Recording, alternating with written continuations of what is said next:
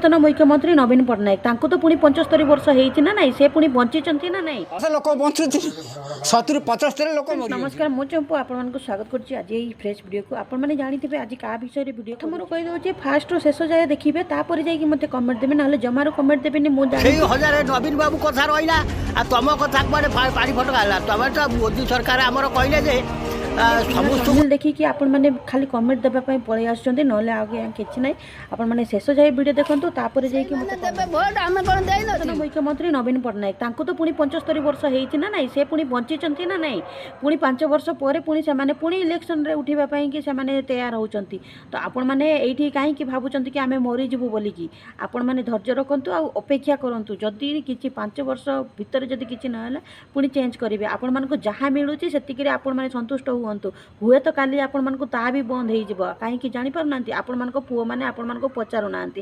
ସେଇଟା ନିଜ ଦେଖ, କାହା ଉପରେ ଭରସା କରନ୍ତୁନି। ନିଜେ ତମେ ତ ତମ ପୁଅମାନଙ୍କ ଉପରେ ଭରସା କରିପାରୁନ, ପୁଣି ସରକାର ଉପରେ କ'ଣ କରୁଛନ୍ତି? ସରକାର ତ ଗୋଟେ ପର, ସେ ତ ସ୍ୱାର୍ଥ ପାଇଁ ସେ ସବୁ କରିବ, କିନ୍ତୁ ଆପଣମାନେ ତ ନିଜର ଉପରେ ହିଁ ତମମାନେ ଭରସା ଟୁଟେଇ ଦେଉଛନ୍ତି। ଆପଣମାନେ ଭାବନ୍ତୁ, ଆପଣମାନେ ସବୁବେଳେ କହି ଆସୁଛନ୍ତି ଆମେ କ'ଣ 80 ବର୍ଷ ଯାଏ ବଞ୍ଚିବୁ, 80 ବର୍ଷ ଯାଏ କି 70 ବର୍ଷରେ ଆମେ ମରିଯିବୁ ବୋଲି। ମୁଖ୍ୟମନ୍ତ୍ରୀ ସିଏ ହେଲେ ଏବେ 75 ବର୍ଷ ମାନେ ତାଙ୍କର ଆଉ 5 ବର୍ଷ ହେଲେ 80 ବର୍ଷ। କାହିଁ ସେ ତ 70 ବର୍ଷରେ ମରିନି, ସେ ବି ତ ପୁଣି କେମିତି ଲଢ଼େଇ କରୁଛି, ପୁଣି ମନ୍ତ୍ରୀ ହେବା ପାଇଁ ସେ ସଜାଗ ରହୁଛି।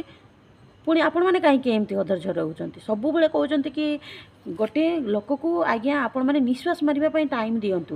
ଆଉ ଗୋଟେ କଥା ଦେଖନ୍ତୁ, ଯୋଜନା କଥା ତ ବହୁତ ସାରା ଯୋଜନା ଆସିଲାଣି, ଆପଣମାନେ ଦେଖିସାରିଲେଣି।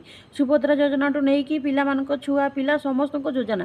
ଗୋଟେ ଆପଣମାନଙ୍କର ଭତ୍ତା ଟିକେ କମ୍ ହେଇଗଲା, ଯୋଜନାଟା ପୂରଣ କରିପାରିଲେନି ବୋଲିକି ଆପଣମାନେ ମଇଦାନ ଉପରକୁ ପଳେଇ ଆସିଛନ୍ତି। କିନ୍ତୁ ଆପଣ ସେ ଜାଗାରେ ରୁହନ୍ତୁ। ଆପଣଙ୍କର ପୁଅ ଆପଣମାନଙ୍କୁ ପଚାରୁଛି, ଆପଣମାନେ ଜନ୍ମ ଦେଇଛନ୍ତି, ସେ ତ ଗୋଟେ ସରକାର, ସେ ଅଲଗା କଥା।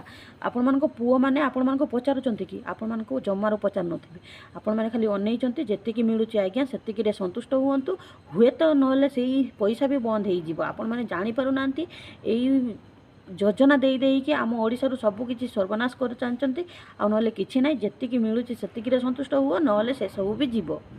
ସାଙ୍ଗମାନେ, ଯଦି ମୋ କଥା କିଛି ଆପଣମାନଙ୍କୁ ଖରାପ ଲାଗିଥିବ ମୋତେ ଜରୁର କ୍ଷମା କରିଦେବେ। ଆଉ ରହିଲି, ଜୟ ଜଗନ୍ନାଥ। ପୁଣି ଦେଖା ହେବ ଆଉ ଗୋଟେ ଭିଡ଼ିଓରେ।